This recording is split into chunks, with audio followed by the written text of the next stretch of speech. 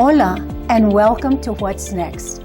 I'm your host today, Irene Oliver Lewis, and it is a privilege to be with you and to share some time with you, but especially to share some time with Gregory Z. Smith, who is the counselor for District 2, but most importantly, he's running to be your first choice for mayor of Las Cruces. I have known Greg for 12 years, and both of us share a passion, an insight, an interest, and an experience with the creative economy. Today our theme is innovation and economic diversity, and we're going to be talking about that in depth with Greg. Now, I hope you don't mind I call him Greg, because I have known him for a while, and most people do know him as Greg. So welcome, Greg, to What's Next with Gregory Z. Smith. Well, thank you, Irene. It's great to be here and great to have you here. I always enjoy getting to talk with you and all your insights into how we bring the creative economy into play in Las Cruces. Well, with that, we're going to do a quick, fast-paced question, because a lot of people don't know all the initiatives that you either helped create or were part of. So I'm going to ask that you just give us a one or two sentence to these things that you were instrumental in starting in our community. So I'm going to give you the initiative, and you tell me how it relates to economic development and cultural development, okay? Film Las Cruces. Film Las Cruces is bringing films to Las Cruces, and it's using a historic old building that was sitting vacant. So that's an exciting opportunity for us in Las Cruces, bringing film here. Creative Campus at NMSU and the Doña Ana branch. Well, the Doña Ana branch is actually going out for a bond at the moment. That's going to help us get a sound stage in place. That also is going to help us with film, but it's also going to help with the creative media technologies that the community college does, but it's also going to help with Creative Media Institute, which is at NMSU. Great opportunities for people to learn the film industry, but also bring in opportunities in Las Cruces. The Prehistoric Trackways National Monument. Well, I was one of the founding members of the Paleozoic Trackways Foundation, and I was president of that foundation when we were able to get the Congress and the President on board for the National Monument. So and Jerry MacDonald's discoveries and his work really have brought all of that into play, and our foundation was just thrilled to be able to help him do that. And of course, being a national monument, it brings in tourism dollars, it brings in clean industry to our community, and again, you were part of that. And certainly in learning opportunities as well. And the Commune building.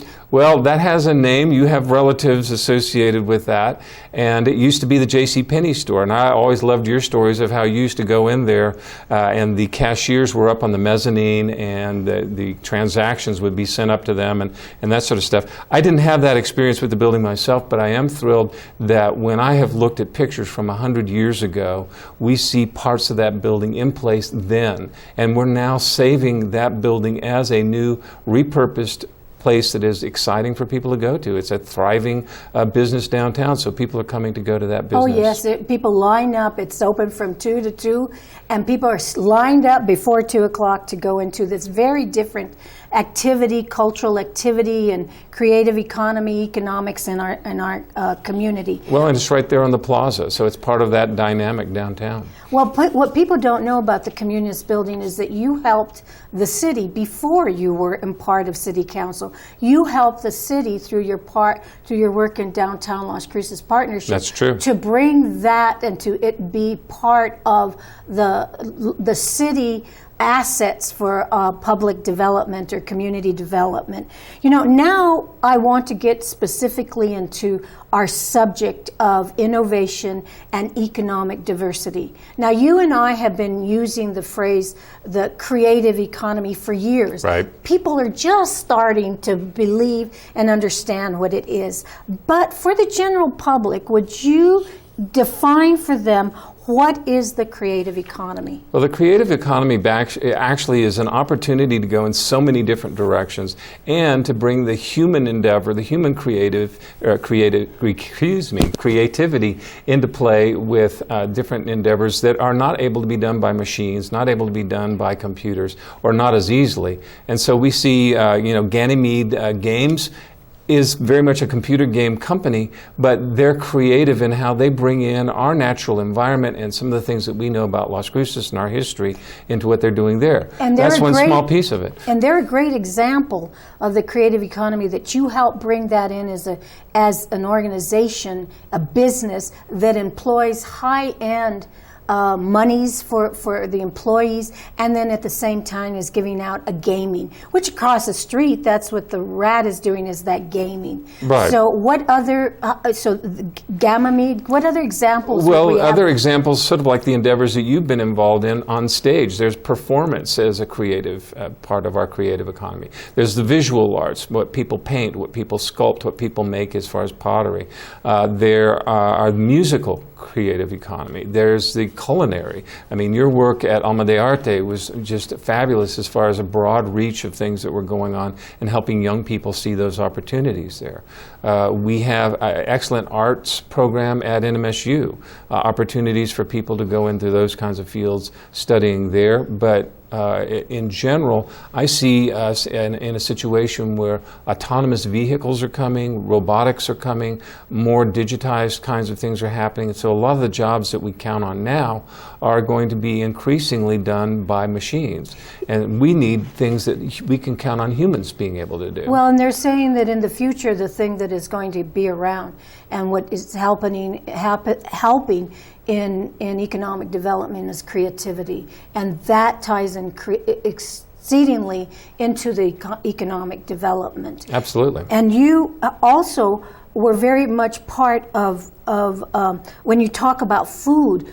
Most people don't think of food as an interest and part of creative economy, but you and I call it the culinary arts. And you have been instrumental. You constantly are talking about the different restaurants and the infusion of our food. And how does that relate to our community here through agriculture? And how do you bring in the agriculture into creative economy? Well, Fabian Garcia is getting recognized at the National Agricultural Hall of Fame in the next month or so, and he came up with the genetic component for our hatch green chilies, which we're so famous for. They're so flavorful and not overly picante. But what we have here is that opportunity to bring in certain elements that were part of traditional foods, and we have these different cultures coming together.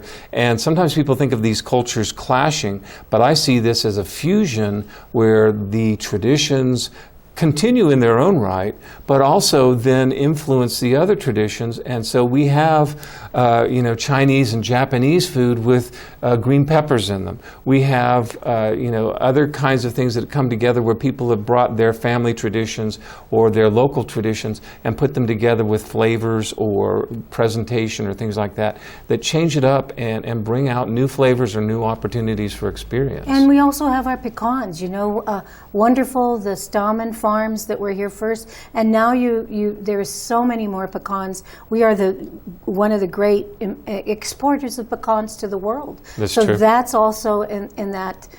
People don't think about that as the creative economy and economic development. I want to just do, not a lot of statistics, but nationally, I did a little bit of research, and nationally what the innovation and creative economics brings to the country is $166 billion into the community. A few years ago, we had Americans for the Arts that did research into our local area, and I want to alert and let the public know that in Las Cruces, just Las Cruces, $19 million is coming into our community. And that's employment, that's what you would take, what you as mayor would look at the gross receipts tax, and then how you reinvest it into community. So it's amazing. I see that 19 million as part of our growth industry in that area. It's an area that we have performed in, actually. We have not done all that we could with it. But I think it brings in opportunities for jobs, it brings in opportunities for resources, and for our GRT. But also for people to make incomes out of that, either as a second job or even as a first job. And you know what? I also really appreciate your understanding of the spectrum of workforce development.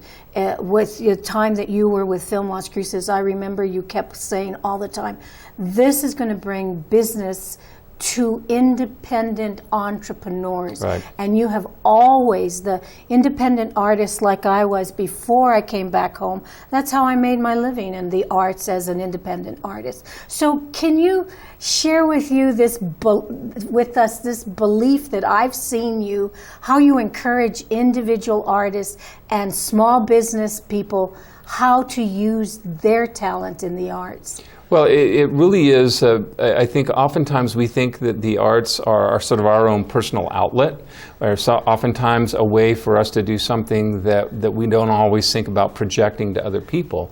And in the economy that we're talking about, this is an opportunity to both express ourselves and to do something that we ourselves wish to do and love to do, but also something that increasingly we can see other people then participating in it, either as a group activity or as an opportunity to purchase what somebody has done. So that's how I see that working, and I see that, you know, the expansion of our offerings in our Museum of Art, in the classes. I'm hoping that we will have artist lofts or things like that in both the Amador Proximo, the Innovation Gen area, but also associated with the Museum of Art when it gets moved over to the old post office building, but also with things like what Cruces Creatives is doing as a makerspace not too far from there in our downtown area. Yeah, and people may not know what Cruces Creatives is, but this concept of makerspace is again looking at taking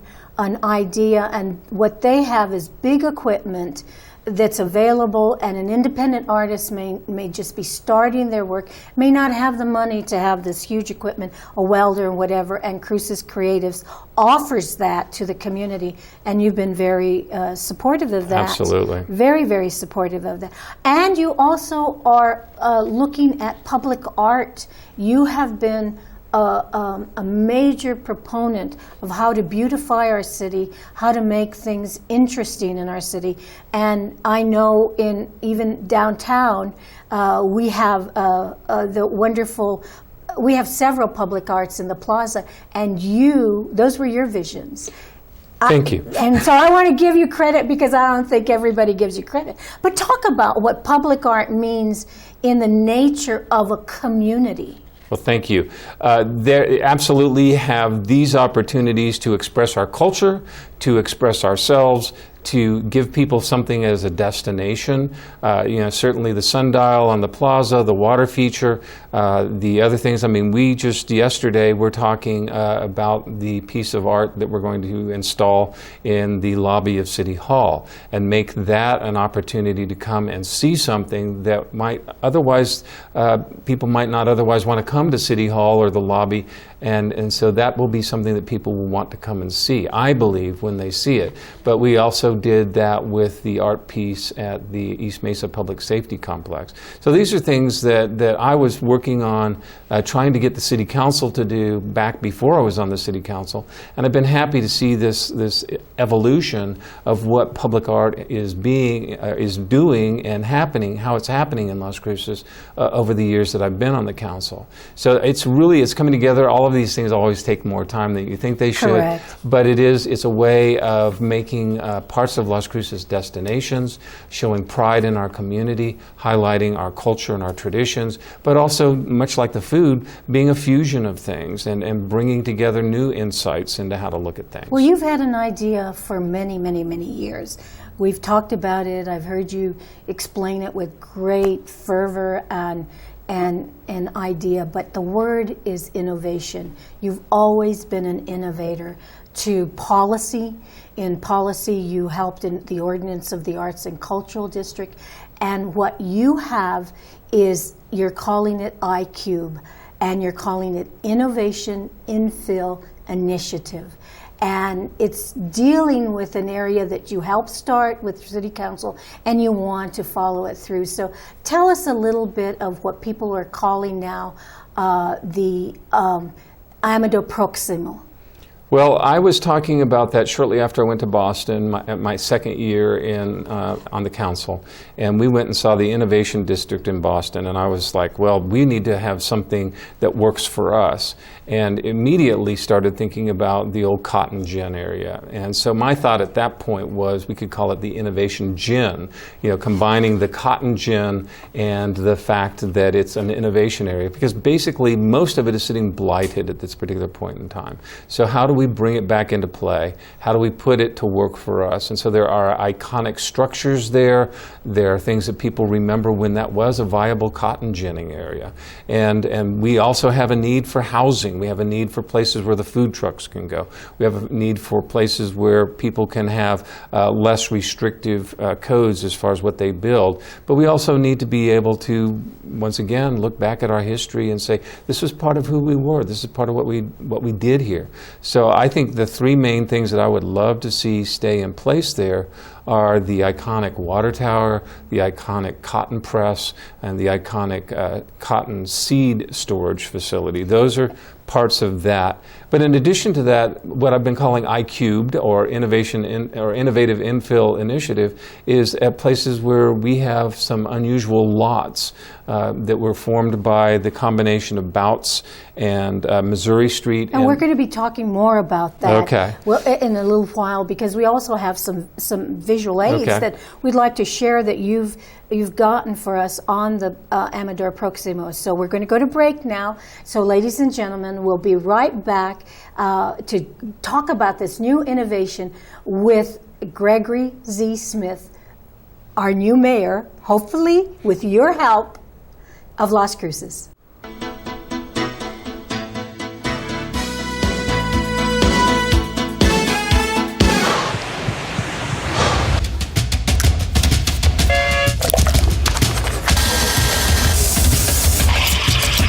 There you go. So great. You can do all these different ears in the clan. Okay. Nice. The guys, not all.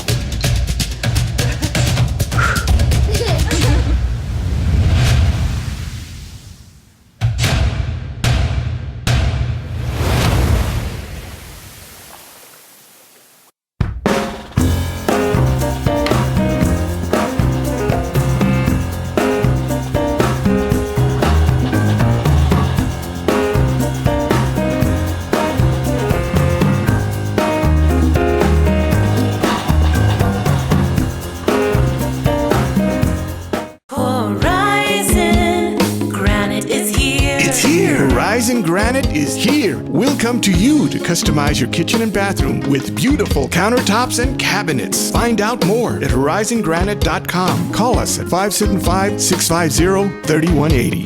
Horizon Granite is here. It's here. Make yourself a beautiful home. Hi, I'm Ray Bamberg with Here on Earth. I would like to invite you for a free hearing evaluation to our office. We've been here in southern New Mexico for 34 years helping people hear better.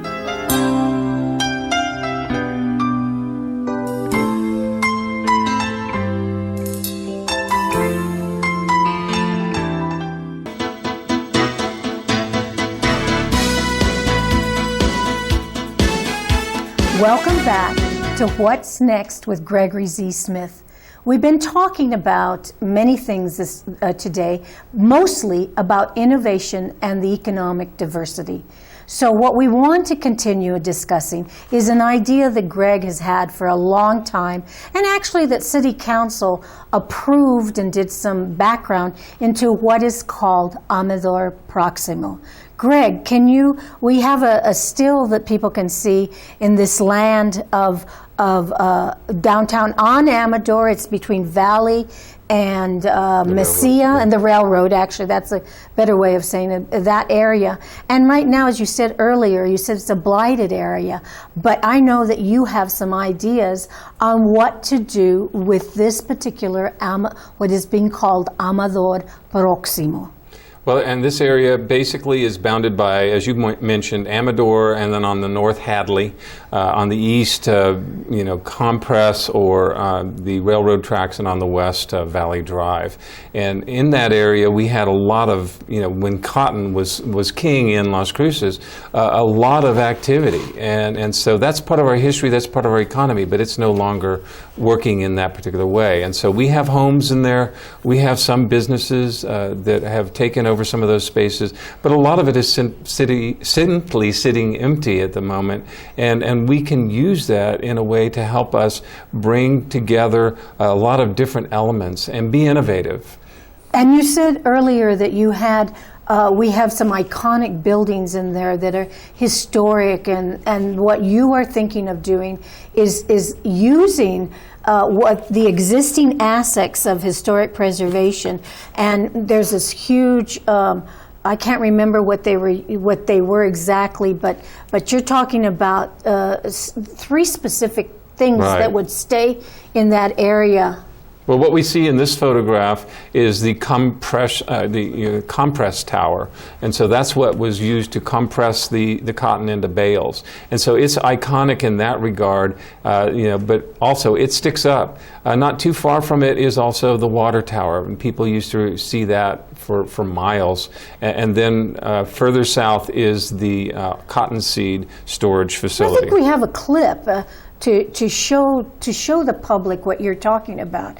And when people look at that, they say it's blighted, but what you see with your vision and your innovation, you see what this could become. So right there, that thing, as you said, that's sticking up, what is that, Greg? That's the compressed tower, and so they had a very heavy, some very heavy machinery in there. Now this is the cotton seed storage facility.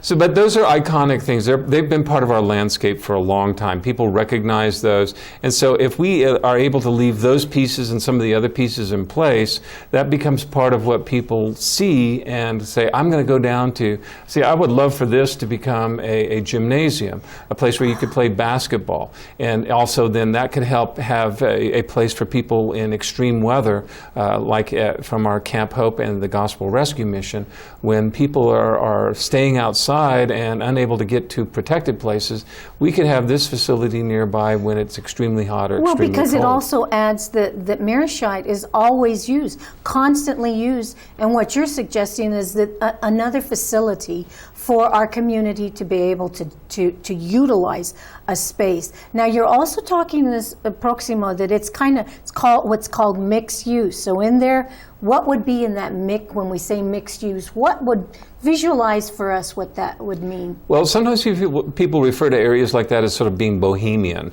The rules are a little more relaxed as far as what you build and how well it fits together. And I think with the existing structures, there are some brick structures, some adobe structures, metal structures. I would love to see as many of those left in place as possible, but rehabilitated. And in there, then you have the opportunity for residential, you have the opportunity for artist loft, you have the opportunity for entrepreneurial spaces.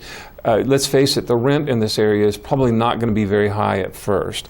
As it becomes more stylish or trendy, perhaps, right, to be there, maybe so, that it might go up. But I think that we're going to actually have this opportunity, and the city owns a very small part of it at this point, but as we get more people interested in it, then there'll be opportunities to take this area that's not really doing a whole lot right now and make it into a place where we can have small homes for veterans. We can have small homes for people getting their feet back on the ground after being homeless.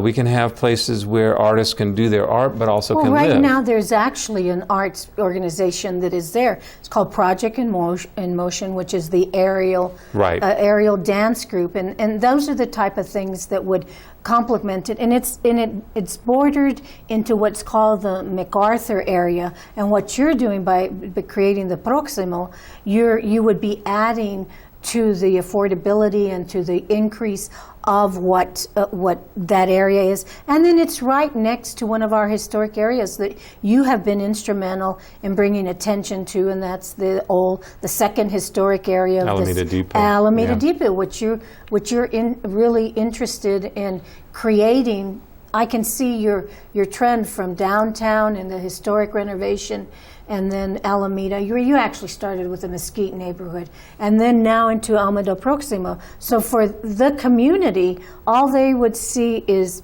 to go buy things and to do things. But your innovation, the theme of this whole thing of innovation, economic diversity, is pretty great. Well, thank you.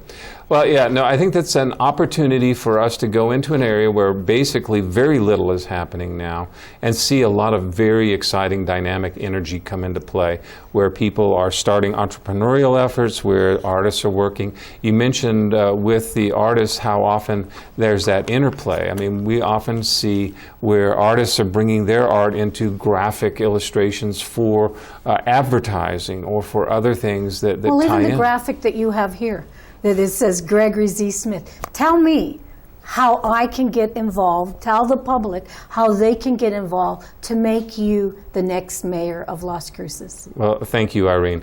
What we absolutely need people to do, of course, is talk to other people, make sure people know about this campaign.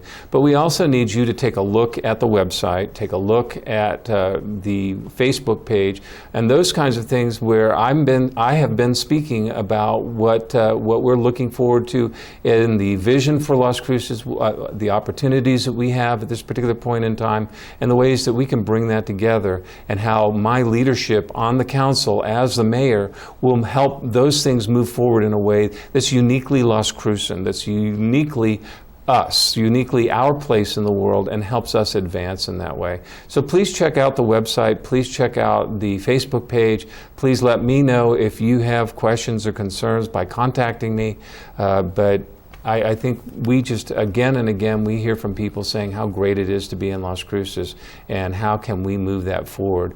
And so, you have moved that forward. Well, thank you. You have been, and I hope to the public that we've shown you how innovative, how creative Greg has been in his current leadership as a city councilor. Can you imagine what he could do when he's a full-time mayor?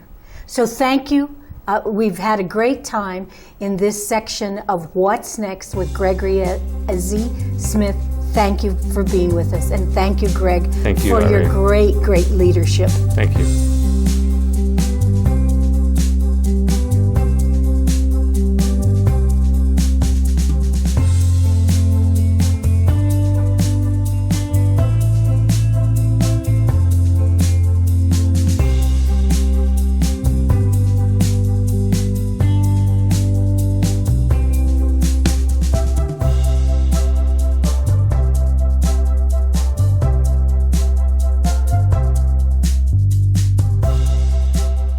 I'm Gregory Z. Smith, candidate for mayor of Las Cruces, and I approve this message. Sylvia Commune, Treasurer.